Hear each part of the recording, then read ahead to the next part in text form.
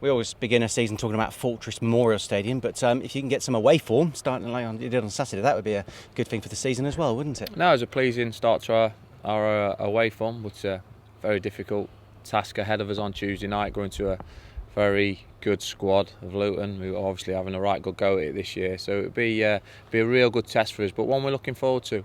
Yep, Luton, are their strengths up front? They've got two quality strikers. Well, if you look at the squad, the strengths are through the whole squad. They've got a big squad, a lot of quality, brought in a lot of players, only just finished outside the playoffs last year, Strengtford in the summer. It's a team I expect to be in the top 7. And I've got a lot of respect for the manager, John, he's an excellent bloke. He's always there to pick up the phone to. John, he's great. He's great with younger managers and coaches, plenty of experience, and a guy I've got a lot of time for. Yep, top 7's your ambition as well this season too. Is it a good yardstick of the progress you're making? It's easy to say, isn't it? You know what I mean? Listen, my ambition is to get promotion. So should be my players, so should be everybody. But it's easier to say than do. We certainly haven't got the financial clout as a lot of teams have got at this league. They're having a right good go, but budgets aren't everything. And we've got the support base and a nucleus of a decent squad. Maybe with 2-3 additions, you never know. But it's certainly where we want to be. We do want to be in that top 7. Whether we can or not, we'll see over the course of the season. It's early days yet, but it was a right good, promising performance on Saturday. Yeah, Aaron didn't have a lot to do on Saturday, but he looked confident. His kicking, his handling. Were you pleased with his debuts? His debuts going? I don't get carried away. You know me. Listen, he hadn't had a lot to do. What he did well, albeit it looked dodgy on one particular back pass. But other than that, he had a good, solid game for in a clean sheet. He'll be delighted with that. Whether he's going to be my answer to be the new number 1, we'll wait and see. Yep. Have you had a chance to talk to Steve Mildenhall since Saturday? Listen, me and Steve are fine. It's not a problem. He was fine when I spoke to him on Friday. He's a model professional. I can only speak highly of him. I just want to take the goalie situation into a different direction. That's the way I'm going.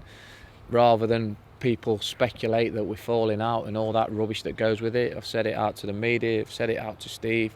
So we know where we stand. Steve's got a year on his contract.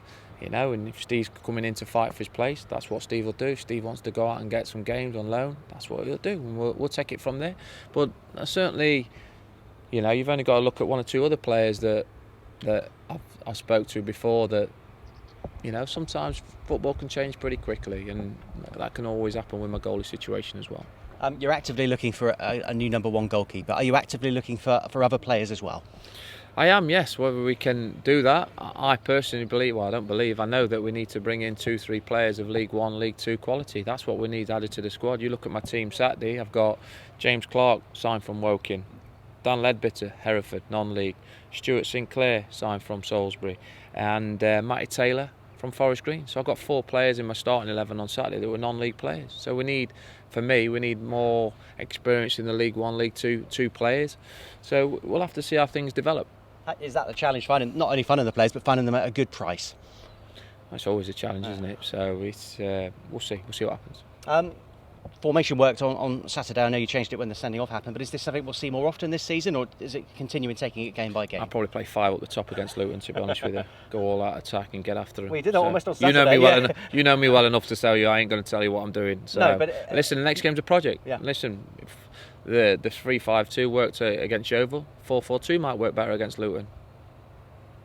We don't know that. Were you pleased that the bench made an impact on Saturday? It has to. That's what they're on the bench for. To be able to change it. I like the flexibility to be able to change system if I think something's not working.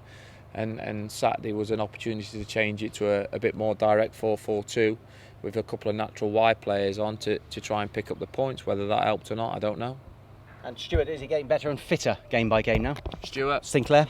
He's never had a problem with his fitness. You see how much miles the lad covers. He's unbelievable. Duracell, he's up and down the pitch. He'll be really looking forward to the tomorrow night's game, because you probably won't know his history, but he's got a bit of history with Luton. He was a youth team player there, and if you speak to Stuart, I'm sure he's a little bit, can't wait for the game to happen tomorrow night, because I know he had a bit of a bee in his bonnet in his younger days.